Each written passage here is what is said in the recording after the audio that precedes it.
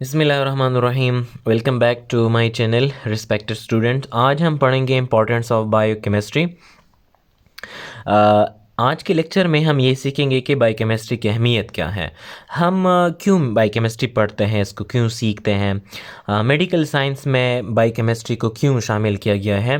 देखिए, बायोकेमिस्ट्री बहुत एक ऐसा सब्जेक्ट है, टफ भी है, बहुत इंपॉर्टेंस रखता है। मैं शॉर्टली इतना कह सकता हूँ कि बायोकेमिस्ट्री के बग़ैर मेडिकल साइंस नामुमकिन है, क्योंकि बहुत से सब्जेक्ट है जो मेन सब्जेक्ट है, जैसे कि फार्माकोलॉजी है, पैथोलॉजी है, फिजियोलॉजी है। अगर आप चाहते हैं कि आपका फार्माकोलॉजी दी बेस्ट हो, न्यूट्रिशन, पैथोलॉजी और इसके साथ साथ फिजियोलॉजी पे अपना कंसेप्ट क्लियर कर लें, तो उसके लिए आपको बायोकेमिस्ट्री सीखना पड़ेगा। बायोकेमिस्ट्री के बगैर मेडिकल साइंस बहुत ही एक कमज़ोर पार्ट होगा, मतलब कि बायोकेमिस्ट्री के बगैर मेडिकल साइंस इम्पॉसिबल है। देखें, हम सबसे पहले rule of biochemistry and pharmacology ये पढ़ते हैं कि बायोकेमिस्ट्री का सीखना हमारे पास फार्माकोलॉजी में इसका रूल क्या है, ये हमारे पास फार्माकोलॉजी में हमारे साथ हेल्प कैसे करते हैं। देखिए, जब भी आपको एक पेशेंट आता है, आप उस पेशेंट की डायग्नोसिस के बाद उसको ड्रग्स देते हैं। अगर आप चाहते हैं कि ये ड्रग्स जो मैंने पेशेंट को दिया है ये किस मैकेनिज़्म से काम करता है, उस मैकेनिज़्म को सीखने के लिए, उस पे कॉन्सेप्ट क्लियर करने के लिए आपकी बायोकेमिस्ट्री स्ट्रॉन्ग होनी चाहिए। अदरवाइज़ आप आसानी से बहुत अच्छी तरह ड्रग्स के मैकेनिज़्म ऑफ एक्शन के बारे में नहीं समझ सकते। इस तरह ये जो ड्रग्स हैं, ये तो फ़ौरन बॉडी है, ये हमारे बॉडी में जब चला जाता है, फाइनली ये लिवर में या किडनी में इसकी मेटाबॉलिज्म होती है, वहाँ पे इनएक्टिव हो जाती हैं, वहाँ पे इसकी ब्रेकडाउन हो जाती हैं। अगर आप चाहते हैं कि ड्रग्स की मेटाबॉलिज्म किस तरह होती है, ड्रग्स किस तरह डिस्ट्रॉय होता है, ड्रग किस तरह इनएक्टिवेट होता है, ड्रग को हम किस तरह तजिया करता है, ब्रोकन डाउन करता है, इसके लिए आपको बायोकेमिस्ट्री सीखनी पड़ेगी। बहुत से एग्जाम्पल हैं, लेकिन मैंने कुछ एग्जाम्पल लिए हैं। देखें, जब भी आपको फीवर हो, बुखार हो, या जब भी आपकी बॉडी में पेन हो, तो डॉक्टर आपको इंसिड दे देते हैं। इंसिड ड्रग्स का एक फैमिली है, non steroidal anti inflammatory drugs, जिसमें बहुत से ड्रग्स शामिल है, एस्पायरिन वगैरह हैं, इबुप्रोफेन, डिक्लोफेनाक, सिलिकोजेब वगैरह, ये सारे इंसिड हैं। ये इंसिड क्या करता है? देखिए, जब हम पेशेंट को एस्पायरिन दे देते हैं, जो कि एक इंसिड है, ये एस्पायरिन के देने के बाद पेशेंट का जो पेन है, जो फीवर वगैरह है, जो इन्फ्लेमेशन वगैरह है, वो ख़त्म हो जाता है। अब कैसे ख़त्म हो जाता है, ये तो एक लंबा प्रोसेस है, मैं शॉर्टली इतना बताऊंगा ताकि सिर्फ आप मैकेनिज़्म ऑफ एक्शन में बायोकेमिस्ट्री का रोल सीख लें। देखिए, हमारे सेल मेम्ब्रेन में जो फास्फोलिपिड है, वो फास्फोलिपेज A2 एंजाइम के ज़रिए एराकिडोनिक एसिड में कन्वर्ट होता है, और यही एराकिडोनिक एसिड फिर साइक्लोऑक्सीजिनेज एंजाइम के ज़रिए प्रोस्टाग्लैंडीन में कन्वर्ट होता है। और यही प्रोस्टाग्लैंडीन के फिर डिफरेंट टाइप्स हैं, जो कि पेन काज करता है, जो कि फीवर का काज करता है, इन्फ्लेमेशन काज करता है, वगैरह वगैरह। अब जब भी आप एक शख्स को फीवर हो, इन्फ्लेमेशन हो बॉडी में, या दर्द वगैरह हो, आप जब भी एस्पायरिन वगैरह देते हैं, डिक्लोफेनाक वगैरह दे देते हो, तो ये ड्रग्स आ जाते हैं आपकी बॉडी में, जहाँ पे कुक्स एंजाइम है, साइक्लोऑक्सीजिनेज एंजाइम है। ये ड्रग्स ये साइक्लोऑक्सीजिनेज एंजाइम को ब्लॉक करेंगे।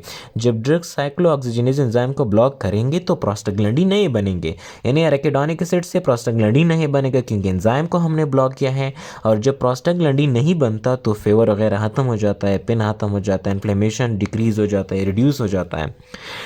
तो बायोकेमिस्ट्री का रूल यहाँ पे क्या है? रूल ये है कि बायोकेमिस्ट्री आपको ये बताएंगे कि फास्फोलिपिड किस तरह लिपिड है, ये कहाँ पे पाया जाता है, फास्फोलाइपेज A2 एंजाइम कहाँ पे होता है, ये किस तरह एंजाइम है, एराकिडोनिक एसिड किस तरह फैटी एसिड है, प्रोस्टाग्लैंडीन किस तरह इकोजोनॉइड्स है, और इससे और कौन कौन से प्रोस्टाग्लैंडीन्स वगैरह बनते हैं, कुक्स एंजाइम कहाँ पे होता है, किस तरह एंजाइम होता है, ये सब चीज़ें आपको बायोकेमिस्ट्री बताएंगे। जब आप ये सारी पाथवेज को बायोकेमिस्ट्री में सीख ले, और जब भी आप फिर पेशेंट को इंसिड दे देते हो, तो जब भी आपका टीचर आपको बताए कि ये एंजाइम, ये ड्रग जाता है कुक्स एंजाइम को ब्लॉक करता है, तो सारा पाथवे आपको ज़रूर याद हो जाएगा, और आपको मैकेनिज़्म का आसानी से पता चल जाएगा। तो एक ड्रग की मैकेनिज्म ऑफ एक्शन को सीखने के लिए आपको बायोकेमिस्ट्री सीखनी पड़ेगी। यही बायोकेमिस्ट्री है, जब आप सीख ले तो फार्माकोलॉजी में आपका कंसेप्ट बहुत आसानी से क्लियर हो जाएगा। सिमिलरली हमारी बॉडी में एक सिस्टम है जिसका नाम है रास, रेनिन एंजियोटेंसिन अल्डोस्टेरॉन सिस्टम। देखिए, जब भी हमारी बॉडी में बीपी डाउन हो जाती है, बीपी कम हो जाती है, ब्लड प्रेशर, तो हमारे बॉडी में एक सिस्टम है जिसका नाम है रास, रेनिन एंजियोटेंसिन अल्डोस्टेरॉन सिस्टम। ये बहुत एक लंबा सिस्टम है, लेकिन मैं शॉर्टली यहाँ पे सिर्फ समझने के लिए इतना बताऊंगा कि हमारी बॉडी में रास सिस्टम में एंजियोटेंसिन 1 फाइनली कन्वर्ट हो जाता है एंजियोटेंसिन 2 में through enzyme angiotensin converting enzyme. इस एंजाइम के ज़रिए हमारे बॉडी में एंजियोटेंसिन 1 एंजियोटेंसिन 2 में कन्वर्ट हो जाता है। यही एंजियोटेंसिन 2 है जो एक पोटेंट वेज़ोकंस्ट्रिक्टर है। ये आ जाता है हमारे ब्लड वेसल में, जो स्मूथ मसल्स है वो उनको स्टिमुलेट करता है, और स्टिमुलेशन के बाद वो स्मूथ मसल कॉन्ट्रैक्शन करता है। जब स्मूथ मसल कॉन्ट्रैक्शन कर ले, कॉन्ट्रैक्शन के बाद जो ब्लड वेसल का डायमीटर है, जो कुतर है, जो डायमीटर है वो कम हो जाता है। जब डिक्रीज़ हो जाए डायमीटर तो रेजिस्टेंस बढ़ेगी, ब्लड आसानी से फ्लो नहीं कर पाएगी। तो यही रेजिस्टेंस इंक्रीज़ होने की वजह से ब्लड प्रेशर भी इंक्रीज़ हो जाती है। तो जब भी हमारे बॉडी में बीपी डाउन हो जाए तो ये रास सिस्टम एक्टिवेट हो जाता है और बीपी अप करने की कोशिश करता है कि बीपी नॉर्मल हो जाए। अब देखिए, बाज़ पेशेंट में ये जो रास सिस्टम है ये एबनॉर्मली एक्टिव होता है। जब एबनॉर्मली एक्टिव होता है, इट मीन्स उनकी बॉडी में जो एंजियोटेंसिन 2 ज़्यादा बनता है। जब ज़्यादा बनते हैं तो वेज़ोकंस्ट्रिक्शन ज़्यादा होगी। जब वेज़ोकंस्ट्रिक्शन ज़्यादा होगी तो रेजिस्टेंस बढ़ेगी, इसके साथ बीपी बढ़ेगी। अब तो एक एबनॉर्मल कंडीशन है। अब हम पेशेंट को इस हालत में एंटी हाइपरटेंसिव ड्रग देते हैं, जिसमें बहुत ज़्यादा है। मैंने कुछ लिए हैं, कैप्टोप्रिल, लाइसिनोप्रिल, रामीप्रिल, एनालाप्रिल। ये सारे एंजियोटेंसिन कन्वर्टिंग एंजाइम इनहिबिटर्स हैं। जब भी आप एक पेशेंट को ये ड्रग्स दे देते हो, ये जाते हैं हमारी बॉडी में ACE जो एंजाइम है इसको इनहिबिट करता है। जब भी ब्लॉक हो जाए तो ये फिर एंजियोटेंसिन 1 को एंजियोटेंसिन 2 में कन्वर्ट नहीं कर सकता, तब्दील नहीं कर सकता। इट मीन्स ये जो एंजियोटेंसिन 2 नहीं बनेगा। जब ये नहीं बनेगा तो स्मूथ मसल जो ब्लड वेसल्स में है वो स्टिमुलेट नहीं होंगे। जब वो स्टिमुलेट नहीं होंगी तो ब्लड वेसल का डायमीटर जो है वो कम नहीं हो जाएगा, इसके साथ बीपी जो है कंट्रोल हो जाएगी। अब जब भी आपका जो टीचर होगा फार्माकोलॉजी को, जब भी आपको एंटी हाइपरटेंसिव ड्रग्स पढ़ेंगे वहाँ पे ACE इनहिबिटर्स भी पढ़ेंगे, तो वहाँ पे टीचर आपको सिर्फ इतना बताएगा कि देखे भाई, कैप्टोप्रिल, लाइसिनोप्रिल वगैरह इस एंजाइम को ब्लॉक कर देते हैं और इसके साथ साथ रास सिस्टम डाउन हो जाता है और बीपी डाउन हो जाती है, कंट्रोल हो जाती है। तो देखिए, बायोकेमिस्ट्री का रोल यहाँ पे है कि बायोकेमिस्ट्री आपको बताएंगे कि एंजियोटेंसिनोजन किस तरह प्रोटीन है, ये कहाँ पे बनता है, एंजियोटेंसिन 1 क्या चीज़ है, एंजियोटेंसिन 2 क्या चीज़ है, एंजियोटेंसिन कन्वर्टिंग एंजाइम कहाँ पे पाया जाता है, किस तरह एंजाइम है, ये सारी चीज़ें आपको बायोकेमिस्ट्री बताएंगे। थर्ड एग्जाम्पल मैंने ली है पैरास्टामोल। देखिए, जब भी आपको फेवर हो, बाहर हो, तो डॉक्टर आपको पैरास्टामोल दे देता है कि पैरास्टामोल खा लें। ये पैरास्टामोल जब अपना एंटीपायरेटिक एक्शन करता है, दर्द जो फीवर के ख़िलाफ़ एक्शन जो है, यानी एंटीपायरेटिक जो एक्शन है जो फीवर को ख़त्म करता है, जब आप पैरास्टामोल खाते हैं, पैरास्टामोल के खाने के बाद आपकी बॉडी में जो फीवर है वो ख़त्म हो जाएगी। यही पैरास्टामोल फिर, चूँकि तो फॉरेन बॉडी है, ये लिवर में आ जाएगा। लिवर क्या करेगा, लिवर एक एंजाइम के ज़रिए जिसका नाम है UDP ग्लूकुरोनाइल ट्रांसफेरेज, इस एंजाइम के ज़रिए पैरास्टामोल की कॉन्जुगेशन करेगा। इसका शॉर्टली मतलब यह है कि लिवर में पैरास्टामोल के साथ ग्लूकुरोनिक एसिड और सल्फेट कंबाइन हो जाएंगे, इसके साथ एकजा हो जाएंगे। तो जब ग्लूकुरोनिक एसिड और सल्फेट पैरास्टामोल के साथ बाइंड हो जाए, कंबाइन हो जाए, इसके साथ कंजुगेट हो जाए, तो इसकी वजह से पैरास्टामोल का जो मोलिकुलर वेट है वो कुछ ज़्यादा होगा और पैरास्टामोल इनएक्टिव होगा, क्योंकि अब इसमें पैरास्टामोल की कंजुगेशन हमने की। अब जब पैरास्टामोल इनएक्टिव हो जाए, ये फिर यूरिन के ज़रिए हमारे बॉडी से एक्सक्रीट हो जाता है। तो बायोकेमिस्ट्री का रोल ड्रग मेटाबॉलिज्म में भी ही केमिकल रिएक्शंस है जो लिवर में ड्रग्स पर हो गए। बायोकेमिस्ट्री आपको ये बताएंगे कि ग्लूकुरोनिक एसिड किस तरह चीज़ है, ये ग्लूकोज से बनता है, किस तरह बनता है, UDP ग्लूकुरोनाइल ट्रांसफेरेज कहाँ पे मौजूद है, ये किस तरह ग्लूकुरोनिक एसिड की कंजुगेशन करता है, वगैरह वगैरह, ये सब चीज़ें आपको बायोकेमिस्ट्री बताएंगे। ये था बायोकेमिस्ट्री का रोल एंड फार्माकोलॉजी। तो शॉर्टली मैं इतना कह सकता हूँ कि बायोकेमिस्ट्री के सीखने के बगैर आपका कॉन्सेप्ट फार्माकोलॉजी में बहुत इनकम्प्लीट हो जाएगा। तो दी बेस्ट कॉन्सेप्ट के लिए आपको बायोकेमिस्ट्री सीखनी पड़ेगी। सेकंड है जेनेटिक। देखिए जेनेटिक एक लंबा सब्जेक्ट है। जेनेटिक एक ऐसा सब्जेक्ट है जिसमें हम यही पढ़ते हैं कि किस तरह पेरेंट्स से चिल्ड्रन को, ऑफस्प्रिंग को जो जेनेटिक इन्फॉर्मेशन है, प्रॉपर्टीज़ वगैरह किस तरह मुंतकिल हो जाते हैं। इस सब्जेक्ट का नाम है जेनेटिक। देखिए ये सब चीज़ें डीएनए और आरएनए पे खड़े हैं। They stand on DNA and RNA. और जेनेटिक में हम सिर्फ डीएनए और आरएनए पे मोस्टली फोकस करते हैं। बायोकेमिस्ट्री आपको ये बताएंगे कि डीएनए में डीऑक्सीराइबो किस तरह कार्बोहाइड्रेट है, न्यूक्लिक एसिड जो है किस चीज़ से बने हुए हैं, न्यूक्लियोटाइड क्या है, न्यूक्लियोटाइड में जो प्यूरिन और पायरामिडीन है, एडेनिन, गुआनिन, साइटोसिन, थायमीन वगैरह, और आरएनए में यूरासिल वगैरह, ये सब चीज़ें आपको बायोकेमिस्ट्री बताएंगे। जब आपकी बायोकेमिस्ट्री स्ट्रांग हो तो डीएनए और आरएनए का स्ट्रक्चर आपको याद होगा, तब आपको जेनेटिक भी आसान हो जाएगी। सिमिलरली न्यूट्रिशन, बायोकेमिस्ट्री का रोल न्यूट्रिशन में भी बहुत ज़्यादा है। न्यूट्रिशन एक ऐसा सब्जेक्ट है जो हमें न्यूट्रिएंट्स के इंपॉर्टेंस बताते हैं कि विटामिन्स के इंपॉर्टेंस क्या है, विटामिन्स किन किन फूड्स में पाए जाते हैं, कार्ब्स क्या है, प्रोटीन्स क्या है, कौन सी फूड्स में होते हैं, कितनी एनर्जी से जनरेट होती है, एक शख्स को दिन में कितनी चाहिए, सब चीज़ें आपको न्यूट्रिशन बताएंगे। देखिए बायोकेमिस्ट्री का रोल न्यूट्रिशन में क्या है। आपको पता है विटामिन ए जो है ये हमारे नॉर्मल विजन के लिए ज़रूरी होता है, क्योंकि विटामिन ए से हमारे बॉडी में रोडोप्सिन प्रोटीन बनता है, आई में, आंख में। तो यही रोडोप्सिन प्रोटीन डेम लाइट के लिए रिस्पॉन्सिबल प्रोटीन है। अब देखिए रोडोप्सिन प्रोटीन के बनाने के लिए विटामिन ए की ज़रूरत होती है।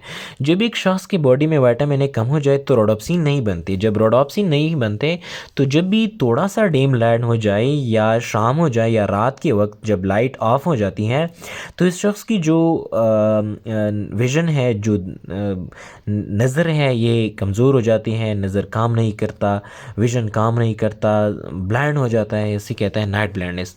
तो बायोकेमिस्ट्री का रोल यहाँ पे है कि ये आपको ये बताएंगे कि देखिए विटामिन ए एक ऐसा न्यूट्रन है, एक इंपॉर्टेंट न्यूट्रन है।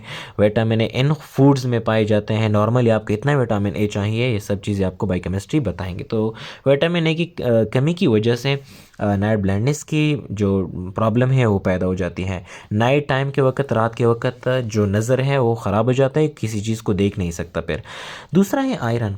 देखिए आयरन की कमी की वजह से एनीमिया पैदा हो जाती है, कमखूनी पैदा हो जाता है, हेमोग्लोबिन वगैरह कम हो जाता है।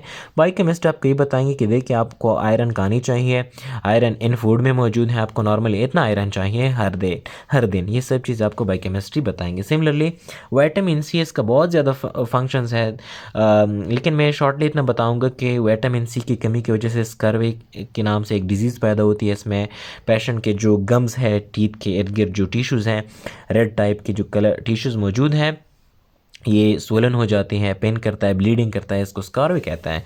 तो बायोकेमिस्ट आपको ये बताएंगे कि देखिए आपको विटामिन सी खानी चाहिए। विटामिन सी सिट्रस फ्रूट्स में होते हैं। विटामिन सी को डेली इस्तेमाल करना चाहिए, इतना मकदार में इस्तेमाल करना चाहिए, सब आपको बायोकेमिस्ट्री बताएंगे। सिमिलरली विटामिन डी की कमी से रिकेट्स पैदा हो जाती हैं, जो कि एक बॉन्ड डिजीज़ है। बायोटीन की कमी की वजह से एलोपेशिया, हेयर लॉस, जो बाल हैं वो गिर जाते हैं, आदमी गंजा हो जाता है, बल्ड वगैरह हो जाता है। तो बायोकेमिस्ट आपको ये बताएंगे कि देखिए बायोटीन काल है, बायोटीन शैम्पू में होता है, बायोटीन इन फूड्स में होता है। तो ये सब चीज़ें आपको बायोकेमिस्ट्री बताएंगे। तो ये था बायोकेमिस्ट्री का role and nutrition. Similarly biochemistry का रोल पैथोलॉजी में भी है। पैथोलॉजी में हम डिजीज़ के बारे में डिस्कशन करते हैं। बहुत से बायोकेमिकल टेस्ट है जो हमारे साथ मुख्तलिफ़ किस्म की डिजीज़ की डायग्नोसिस में, तशख़ीस में हमारे साथ हेल्प करता है। For example due to any reason जब आपका लिवर इंजर्ड हो जाए, लिवर ज़ख्मी हो जाए, लिवर इन्फ्लेम्ड हो जाए, लिवर ख़राब हो जाए, लिवर डैमेज हो जाए, may be due to alcohol के इस्तेमाल की वजह से, may be due to drugs के इस्तेमाल की वजह से, it may be due to viral infection, for example hepatitis है, virus, hepatitis B virus, C virus etcetera. तो जब भी आपका लिवर डैमेज हो जाए, आपको कैसे पता चलेगा? आपको इस तरह पता चलेगा कि आप पेशेंट से ब्लड सैंपल लेंगे, पेशेंट के ब्लड में ALT और AST जो एंजाइम है इसके लेवल चेक करेंगे, एलेनिन ट्रांसअमाइनेज, अस्पार्टेट ट्रांसअमाइनेज। इसका लेवल अगर नॉर्मल से अप होगा, नॉर्मल से ज़्यादा होगा, तो ये आपको ये बताता है कि देखें आपके लिवर में कुछ गड़बड़ ज़रूर है।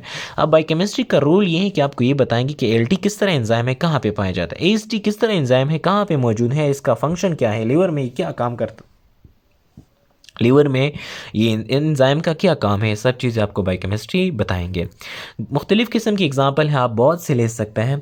दूसरा है गाउट। गाउट एक बीमारी है जॉइंट्स की।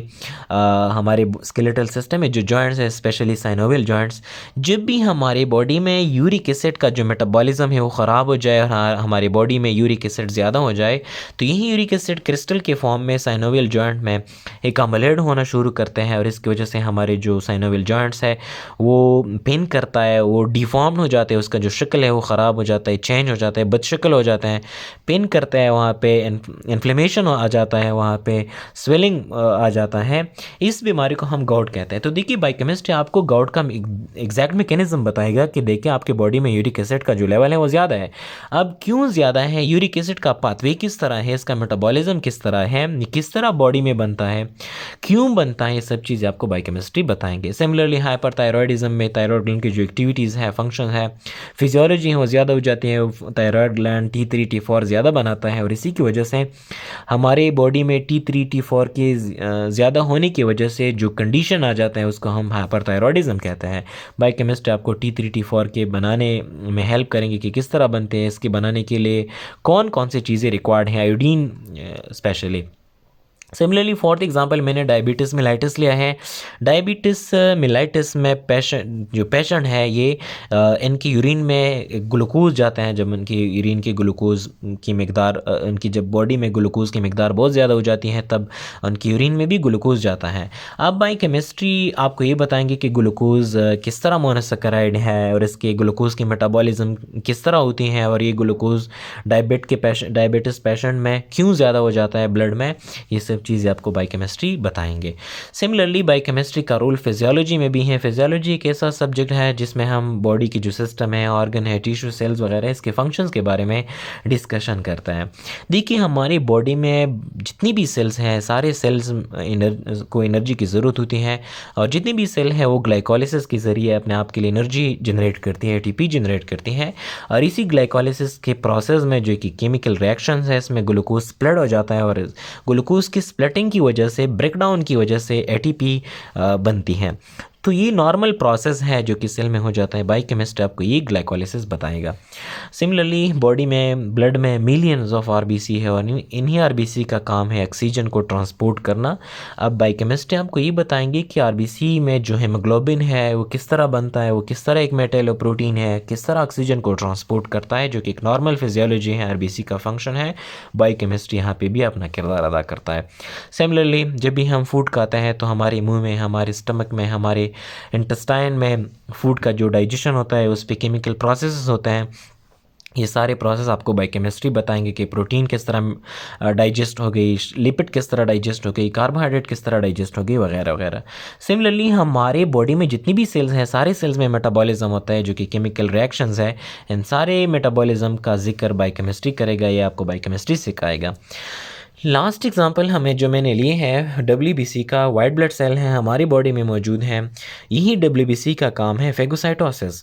जब आपकी बॉडी में एक माइक्रो ऑर्गेनिज्म आ जाता है, एक माइक्रोब दाखिल हो जाता है, एक बैक्टीरिया दाखिल हो जाती हैं, तो यही WBC है कि उन बैक्टीरिया को खाते हैं, फेगोसाइटोज करते हैं। खाने के बाद ये WBC उन बैक्टीरिया को किल करता है। किस तरह किल करता है, मैकेनिज़्म बहुत लंबा है। Through the production of super oxide radical, free radicals की प्रोडक्शन के ज़रिए, जिसमें O2 नेगेटिव यानी सुपर ऑक्साइड रेडिकल है, हाइपोक्लोरस एसिड है और इसको हम रेस्पिरेटरी बर्स्ट कहता है। इन फ्री रेडिकल्स की मदद से WBC बैक्टीरिया को किल करता है।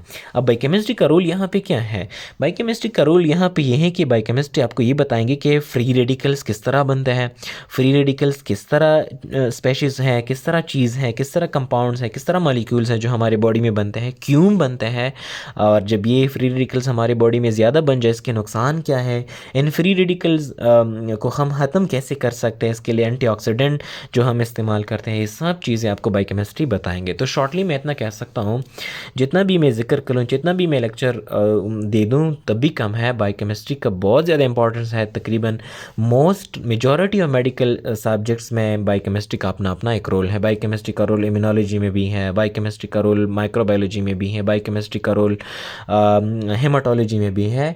शॉर्टली मैं एक इतना कहूँगा कि अगर आप चाहते हैं कि दी बेस्ट डॉक्टर बन जाए, आपको बायोकेमिस्ट्री सीखने पड़ेगी।